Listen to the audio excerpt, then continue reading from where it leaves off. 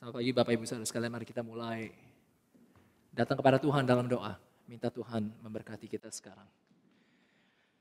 Ya Bapak, kami datang kepadamu, kami mengucap syukur.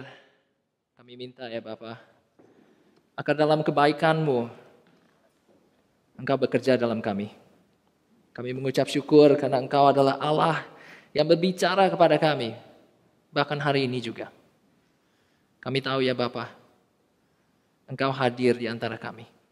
Roh Kudus-Mu ada di tengah-tengah kami. Karena itu kami minta agar Roh Kudus-Mu yang bekerja. Roh Kudus-Mu yang membuat nyata firman-Mu yang hidup ini.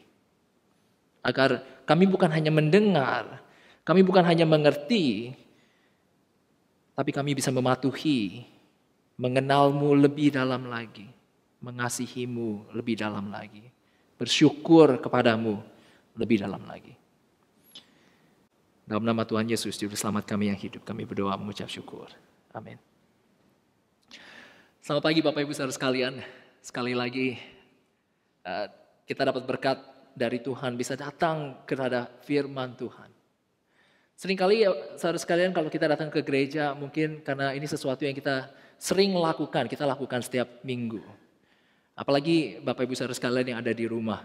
Begitu nyaman di rumah mungkin jadi experience kita yang kita alami dalam gereja jadi agak kurang spesial, kurang indah.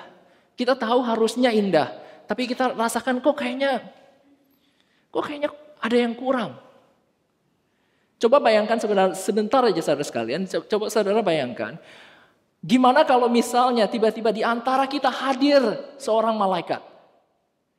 Bagaimana kalau tiba-tiba dari Tuhan hadir sekarang seorang malaikat tiba-tiba di sebelah saya? Apa yang kita akan lakukan? Bagaimana respon kita? Gimana saudara sekalian? Bukankah respon kita, wah mujizat ajaib begitu hebat. Darwin turun Darwin duduk. Darwin silahkan duduk, kita dengar dari malaikat dulu. Itu kan respon kita mungkin. Karena kita pikir malaikat, wah begitu hebat, begitu ajaib, begitu mujizat. Dan itu yang kita cari-cari, itu yang kita inginkan. Dan waktu kita datang ke gereja dan tidak ada malaikat, mungkin kita pikir, kayaknya ada yang kurang spesial, kurang indah, kurang mujizat, kurang ajaib. Saudara sekalian, lucunya yang kita lihat dari firman Tuhan kita hari ini, saudara sekalian, dari bagian Alkitab kita hari ini, penulis kitab Ibrani membandingkan Yesus Kristus dengan malaikat. Membandingkan Yesus Kristus dengan malaikat. Dan jelas sekali dari yang minggu lalu yang kita lihat bersama-sama dalam firman Tuhan. Tuhan Yesus itu bukan orang biasa. Dia adalah anak Allah yang akan menerima segala sesuatu. Kita lihat dari minggu lalu. Oleh dia Allah menciptakan segala alam semesta. Jadi itu artinya dialah pencipta alam semesta saudara sekalian. Ini adalah anak Allah, orang kedua dari Tritunggal. Dia adalah cahaya kemuliaan Allah. Dia adalah gambar wujud Allah. Dia yang menopang segala yang ada dengan firman-Nya yang penuh dengan kekuasaan. Dia yang mengadakan penyucian dosa. Dia yang duduk di sebelah kanan Allah di tempat yang tinggi. Dan konklusinya saudara sekalian adalah Yesus jauh lebih tinggi. Dan sekarang kita dibandingkan antara Tuhan Yesus, anak Allah, dengan malaikat-malaikat, karena malaikat-malaikat adalah pengantara mereka yang membawa hukum Taurat kepada orang-orang Yahudi. Dan apalagi mereka yang menerima kitab Ibrani ini, mereka ingin kembali ke hukum Taurat. Mereka ingin meninggalkan Yesus atau mereka ingin kembali lagi mengikuti hukum Taurat. Dan penulis Ibrani mengatakan, kamu sadar nggak sebenarnya Yesuslah yang jauh lebih tinggi. Karena itu di bagian terakhir ayat yang kemarin minggu lalu kita bahas bersama. Di Ibrani pasal yang pertama ayat keempat dikatakan dia jauh lebih tinggi daripada malaikat-malaikat. Sama seperti nama yang dikaruniakan kepadanya jauh lebih indah daripada nama mereka. Dan sekali lagi saudara sekalian, penulis kitab Ibrani ingin membandingkan terus antara Yesus dengan malaikat-malaikat. Menunjukkan bahwa Yesus jauh lebih tinggi dari malaikat-malaikat ini. Seperti kalau saudara ingin beli telepon yang baru, mungkin mau beli mobile phone yang baru. Saudara bandingkan iPhone sama Samsung, mana yang lebih baik? Baterainya berapa tahan lamanya? Harganya mana yang lebih murah? Mungkin itu yang saudara lakukan. Ini yang juga dilakukan oleh penulis kitab Ibrani. Yang pertama-tama dibandingkan saudara kan untuk menunjukkan bahwa Yesus jauh lebih tinggi. Dia tunjukkan kepada kita bahwa Yesus adalah anak Allah. Dan malaikat-malaikat mereka hanyalah penyembah. Karena itu saudara sekalian kita lihat bersama di ayat ke-5 dan ayat ke-6. Karena kepada siapa di antara malaikat-malaikat ia pernah katakan, anakku engkau. Yesuslah yang ditunjuk sebagai anak. Dialah anak Allah. Tetapi malaikat-malaikat mereka harus menyembah dia. Dan sekali lagi saudara sekalian, ini perbandingan yang kedua yang kita lihat di bagian Alkitab kita hari ini. Tuhan Yesuslah pencipta abadi, malaikat-malaikat hanyalah ciptaan fana. Dan seringkali kita lihat di sini ya saudara sekalian, kata-kata yang digunakan, saya gunakan warna yang berbeda supaya saudara bisa melihat. Warna yang oranye, mereka adalah malaikat hanyalah badai dan nyala api. Itu maksudnya sesuatu yang ada sekarang tapi besok sudah hilang. Mereka hanya sebentar. Tetapi anak Allah Tuhan Yesus tetap untuk seterusnya dan selama-lamanya. Dan lebih lagi itu karena saudara sekalian, Tuhan Yesuslah, dialah pencipta yang abadi. Dia yang meletakkan dasar bumi dan langit adalah buatan tangannya. Tetapi malaikat-malaikat hanyalah bagian ciptaan, mereka akan binasa. Tuhan Yesus akan tetap ada. Tetapi malaikat-malaikat seperti ciptaan, mereka seperti pakaian yang usang. Mereka akan digulung oleh pencipta, mereka akan berubah. Tetapi Tuhan Yesus tetap sama, tahun-tahun tidak berkesudahan. Ini perbandingan yang ketiga saudara sekalian dari bagian Alkitab kita. Tuhan Yesus adalah penguasa dan malaikat-malaikat hanyalah pelayan-pelayan. Dikatakan di sini saudara sekalian bahwa dialah yang duduk di sebelah kanan Allah Bapa. Yang dapat duduk di sebelah kanan itu artinya tempat yang paling tinggi. Dia yang berkuasa. Bahkan dia berkuasa atas semuanya. Bahkan musuh-musuhnya pun menjadi tumpuan kakinya. Tapi malaikat-malaikat mereka pelayan. Dan bukan hanya pelayan Tuhan Yesus seperti yang kita lihat sebelumnya. Perhatikan di sini saudara sekalian di ayat yang ke-14. Bukankah mereka semua adalah roh-roh yang melayani, yang diutus untuk melayani siapa saudara sekalian? Mereka yang harus memperoleh keselamatan. Perhatikan saudara sekalian. Mereka pelayan-pelayan siapa? Mereka pelayan-pelayan kita. Malaikat-malaikat adalah ditunjuk oleh Bapa untuk menjadi pelayan-pelayan kita yang mendapat keselamatan dari Tuhan Yesus. Betapa tingginya Tuhan Yesus dibandingkan malaikat-malaikat karena kita pun lebih tinggi daripada malaikat-malaikat. Ini bukan untuk memegahkan kita saudara sekalian, itu menunjukkan betapa tingginya lagi Tuhan Yesus ini. Yesus jauh lebih tinggi. Konklusinya apa saudara sekalian? Kenapa dia membandingkan antara Tuhan Yesus dan malaikat-malaikat? Ingat sekali lagi, malaikat-malaikat adalah mereka yang membawa hukum Taurat, pengantara membawa hukum Taurat. Tapi Tuhan Yesus adalah pengantara yang membawa Injil, keselamatan kita. Apa artinya saudara sekalian bagi kita? Jelas sekali diberikan instruksi ini oleh penulis kitab Ibrani. Karena itu kita harus lebih teliti. Memperhatikan apa yang kita telah dengar. Supaya kita jangan hanyut di bawah arus. Perhatikan apa yang kita dengar.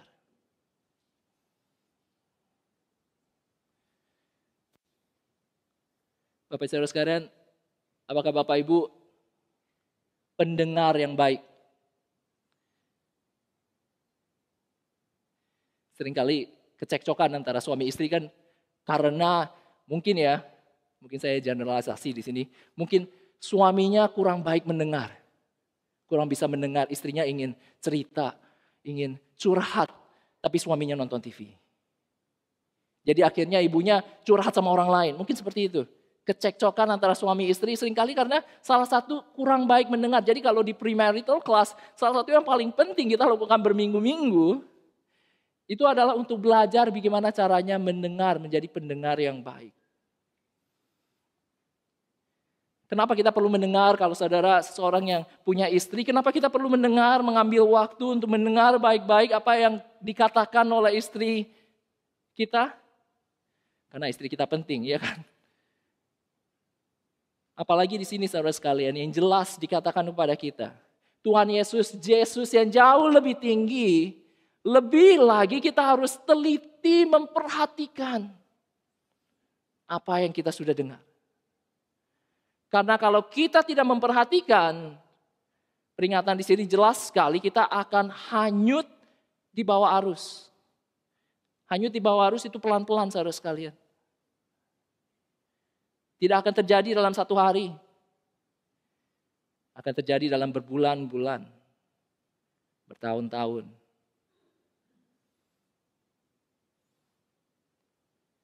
Sebab kalau firman yang dikatakan di ayat kedua dikatakan dengan perantaraan malaikat tetap berlaku dan setiap pelanggaran dan ketidaktaatan mendapat balasan yang setimpal, bagaimanakah kita akan luput jikalau kita menyia-nyiakan keselamatan yang sebesar itu?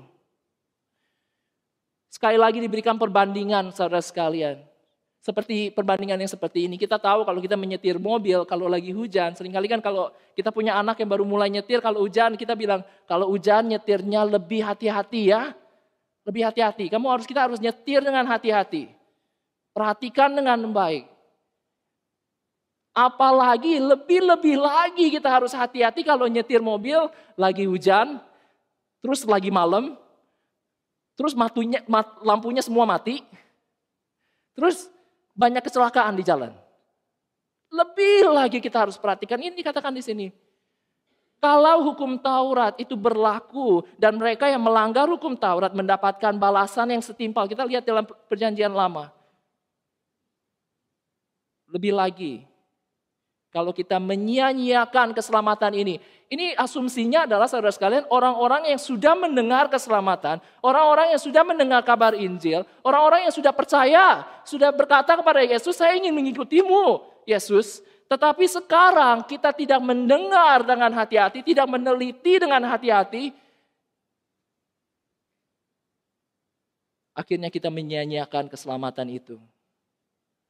Ini asumsinya bukan untuk orang-orang yang tidak mengenal Yesus saudara sekalian. Ini kata-kata ini diberikan kepada kita yang sudah mengenal Yesus. Karena kalau kita tidak perhatikan dengan teliti apa yang kita dengar, kita akan terhanyut di bawah arus. Saudara sekalian, pertanyaan yang penting. Di mana kita dapatkan kabar keselamatan yang besar ini yang dibawa oleh Tuhan Yesus? Jawabannya jelas, dia pun berikan, saudara sekalian, penulis kitab Ibrani pun berikan. Ini yang diberitakan oleh Tuhan dan oleh mereka yang telah mendengarnya. Ini murid-murid Tuhan Yesus yang mendengar kabar Injil dengan telinga mereka sendiri. Mereka yang melihat apa yang Tuhan Yesus lakukan, apa yang dia lakukan di kayu salib dan kebangkitan dia dari kematian. Mereka yang melihat semua ini, saksi-saksi mata. Mereka yang mendengar ajaran Tuhan Yesus ini. Lalu apa yang mereka lakukan saudara sekalian? Mereka beritakan kepada mereka yang termasuk penulis kitab Ibrani ini. Ditulis untuk kita. Dan apalagi berita ini diteguhkan di ayat keempat berkatakan dengan kesaksian mereka oleh tanda-tanda, oleh mujizat, oleh berbagai pernyataan kekuasaan, karena Roh Kudus yang dibagi-bagikan karena kehendaknya. Saudara sekalian, kalau memang benar tiba-tiba ada malaikat muncul di antara kita. Malaikat berdiri tiba-tiba di tengah kita dan berkata, oh saya ada kabar dari Allah. Apa yang kita lihat dari firman Tuhan sekarang ini saudara sekalian? Mungkin sebenarnya yang kita perlu lakukan. Bukannya, oh mari kita dengar apa yang Bapak malaikat ingin katakan kepada kita. Karena ini adalah satu mujizat, sesuatu yang begitu hebat, kita perlu dengar baik-baik. Mungkin yang sebenarnya yang kita harus lakukan adalah, Pak malaikat tolong duduk sebentar. Kita ingin dengar Injil dikabarkan dulu. Karena kabar Injil jauh lebih penting dari apapun yang bisa keluar dari mulut malaikat. Saudara sekalian, ada beberapa hal yang saya ingin bicarakan waktu kita memikirkan apa artinya memperhatikan dengan teliti kabar Injil ini. Karena kita tahu, saudara sekalian, zaman sekarang ini, apalagi kalau kita lihat anak-anak kita atau anak-anak muda, ataupun kita sekarang ini, bukan hanya anak-anak muda, orang-orang tua pun, susah sekali untuk mendengar, susah sekali untuk memperhatikan dengan teliti. Begitu banyak gangguan-gangguan. Kemarin saya lagi ngobrol-ngobrol dengan orang, atau saya lagi ngobrol-ngobrol dengan anak-anak saya, kelihatannya pengen banget gitu keluarin telepon dari kantong untuk lihat ada notifikasi baru atau enggak. Padahal sebenarnya nggak ada notifikasi, tapi pengen cek terus aja. Itu yang kita lakukan sekarang, saudara sekalian. Kita sudah terbiasa dengan gangguan-gangguan, kita tidak bisa berhenti sebentar untuk mendengar dan memperhatikan dengan teliti. Iya kan? Coba lihat, kemarin saya perhatikan juga, ini juga terjadi di keluarga saya. Saudara coba lihat, kalau lagi ada kumpulan keluarga-keluarga, apa yang kita lakukan sekarang? Kita bukan duduk bersama, ngobrol-ngobrol, saling memperhatikan, saling melihat. Apa yang kita lakukan semuanya duduk di kursi mereka, keluarin telepon, lihat sendiri. Iya kan? Karena sekarang kita sudah terbiasa. Dunia ini mengajarkan kepada kita, nggak perlu perhatikan. TikTok yang anak-anak muda sekarang lihat TikTok. Videonya cuma 30 detik, saudara sekalian. Paling lama 1 menit. 3 menit pun udah, wah ini udah berbahaya nih, udah tidak mungkin bisa.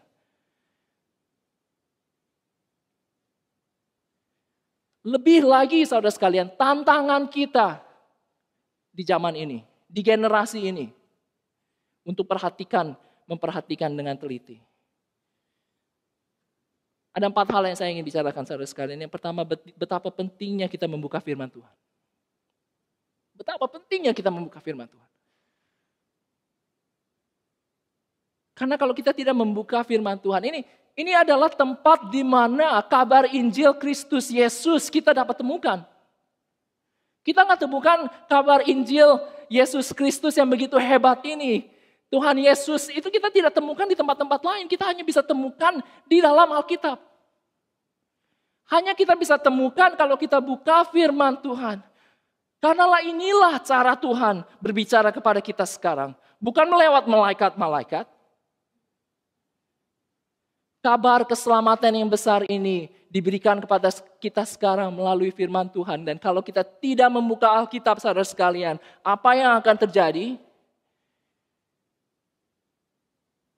Tuhan Yesus akan makin lama makin kecil. Itu yang sering kali saya lihat dalam pelayanan saya. Orang-orang yang tidak membuka firman Tuhan, Tuhan Yesus mereka makin lama makin kecil. Akhirnya begitu insignifikan, begitu tidak penting, akhirnya Tuhan Yesus hanya dihiraukan. Tuhan Yesus yang kita lihat di dalam firman Tuhan itu begitu besar. Dialah pencipta alam semesta. Dialah yang duduk di sebelah kanan Allah Bapa. Dialah yang memegang semua yang diciptakan dalam tangannya. Tapi bagi mereka yang tidak membuka firman Tuhan, Tuhan Yesus menjadi satu asumsi. Makin lama Tuhan Yesus makin kecil dan makin kecil dan makin kecil. Tuhan Yesus bukan lagi menjadi pencipta alam semesta. Dia menjadi motivational coach.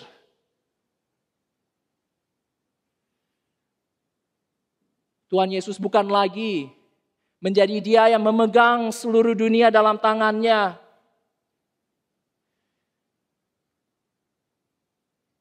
Dia jadi seperti genie di dalam botol. Kalau kita perlu dia, kita datang kepada dia.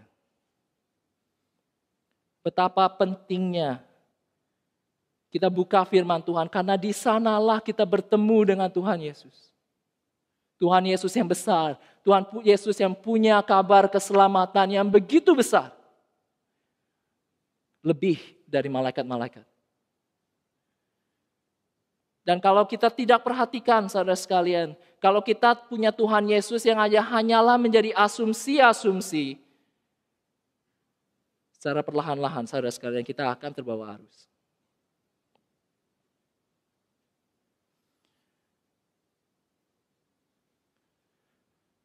Waktu kita memikirkan tentang anak-anak kita, saya lihat di sini banyak sekali keluarga yang punya anak-anak remaja.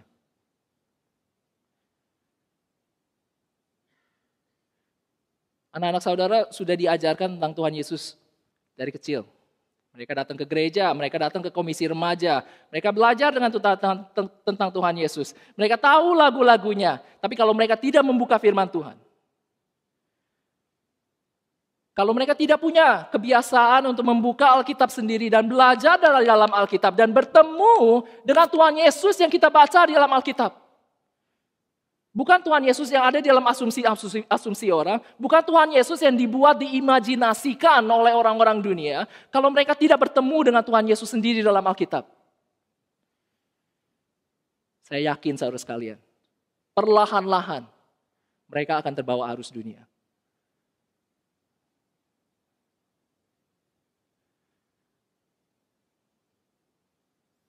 Tuhan Yesus mereka akan makin lama makin kecil.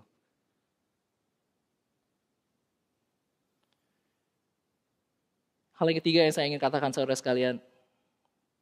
Kalau kita ingin membuka firman Tuhan, kalau kita ingin bertemu dengan Tuhan Yesus yang ada di dalam Alkitab, kalau kita ingin memperhatikan dengan teliti, kita harus siap bayar harga. Yang sering saya ajarkan kepada anak-anak saya adalah salah satu yang sering saya katakan kepada mereka. Whatever is important will always be difficult. Saya katakan kepada mereka. Kalau ada sesuatu yang penting, pasti akan sulit. Nggak selalu sih, ada beberapa yang penting nggak terlalu sulit juga. Tapi saya ingin ajarkan kepada mereka, kamu harus siap bayar harganya, karena ini sesuatu yang penting. Saya ada baca satu buku, bukunya namanya Evangelism as Exiles, ditulis oleh satu misionaris, yang bernama Elliot Clark. Buku ini sebenarnya gratis, bisa di-download dari internet kalau saudara ingin baca. Bukunya baik sekali. Mengajarkan tentang penginjilan di dunia sekarang ini. Ditulis dari perspektif seorang misionaris, di mana dia menjadi misionaris di negara yang hostile, yang tidak menerima kekristenan. Misionaris ini menceritakan cerita tentang seorang yang bernama Mustafa. Dia orang Muslim yang menjadi orang Kristen, bertobat menjadi orang Kristen, hidup di negara Muslim. Tapi yang membuat Mustafa berbeda dengan orang-orang Kristen yang lain adalah dia begitu berapi-api untuk menceritakan tentang Tuhan Yesus kepada orang lain. Dan waktu ditanya saudara sekalian, waktu dia ditanya, kenapa, apa rahasianya, kenapa kamu begitu berani menceritakan tentang Tuhan Yesus, mengabarkan kabar Injil kepada orang-orang yang akan membenci kamu kalau mendengarnya. Banyak sekali orang-orang di sana, orang-orang Kristen selalu memikirkan, aduh mendingan jangan deh, nanti kita akan offend mereka, kita akan membuat mereka marah kepada kita. Tapi Mustafa enggak seperti itu. Jadi apa rahasianya? Dan Mustafa memberikan rahasianya. Dia cuma secara simpel, secara sederhana dia katakan, sebenarnya saya juga takut. Tapi sebelum saya buka mulut saya, sebelum saya mengabarkan Injil atau mengambil kesempatan ini untuk mengabarkan kabar Kristus dan menceritakan kepada orang-orang tentang Yesus.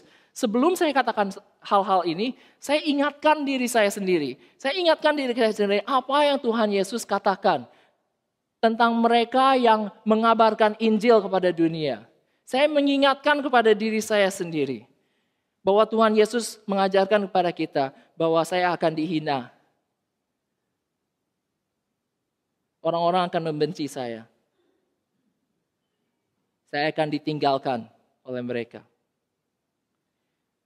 Dan setelah saya mengingat harga yang saya harus bayar, saya berdoa dan setelah itu saya siap. Tuhan Yesus juga mengajarkan hal yang sama sebenarnya, saudara sekalian. Ingat apa yang Tuhan Yesus katakan? Kalau kamu mau ikut saya, kamu harus hitung dulu harganya. Kamu berani bayar gak? Jangan seperti orang yang pergi berperang, belum menghitung dulu bisa menang nggak nih perang ini. Jangan seperti orang yang mau membangun rumah atau membangun menara, tapi belum hitung dulu, saya ada nggak cukup uang untuk menyelesaikan proyek ini. Kalau kita ingin menjadi orang-orang yang memperhatikan dengan teliti, berani baca firman Tuhan, mengambil waktu, pasti ada harga yang harus dibayar, pasti. Mungkin harganya adalah harus bangun lebih pagi. Mungkin harganya adalah harus ambil waktu untuk datang ke kelompok-kelompok hidup yang ada. Mungkin harganya adalah harus mengambil waktu 1 malam untuk membuka firman Tuhan dengan anak-anak saya. Mungkin harga yang harus dibayar adalah harus bangun lebih pagi, hari Minggu, supaya bisa datang ke gereja. Apapun hal itu saudara sekalian, pasti ada harga yang harus dibayar kalau kita ingin memperhatikan dengan teliti apa yang Tuhan ingin katakan kepada kita. Tapi lebih penting lagi saudara sekalian, kita perlu ingat apa yang kita dapatkan kalau kita bertemu dengan Tuhan Yesus jauh lebih berharga. Kita seringkali mencari-cari hal-hal yang kelihatannya ajaib. Mencari kemujizazitan, mencari miracles. Kita ingin ketemu dengan malaikat. Tapi sebenarnya kalau kita buka firman Tuhan, kita baca apa yang Tuhan Yesus ajarkan. Kalau kita membaca firman Tuhan, kita perhatikan dengan teliti ajaran-ajaran murid-murid Kristus. Kalau kita buka firman Tuhan, kita datang kepada Tuhan dan kita berkata, Tuhan bicaralah kepada aku. Ubah hatiku, transform aku. Supaya aku bisa menjadi suami yang lebih baik, supaya aku bisa menjadi anak yang lebih baik, supaya aku bisa menjadi ayah, mama, papa yang lebih baik, supaya aku bisa menjadi tetangga yang lebih baik, supaya aku bisa mengikutimu dengan seluruh kehidupanku. Ubah aku ya Bapa. Waktu kita datang kepada firman Tuhan, kita bertemu dengan Tuhan Yesus yang jauh lebih tinggi ini. Benar bukan saudara sekalian? Kita nggak perlu malaikat.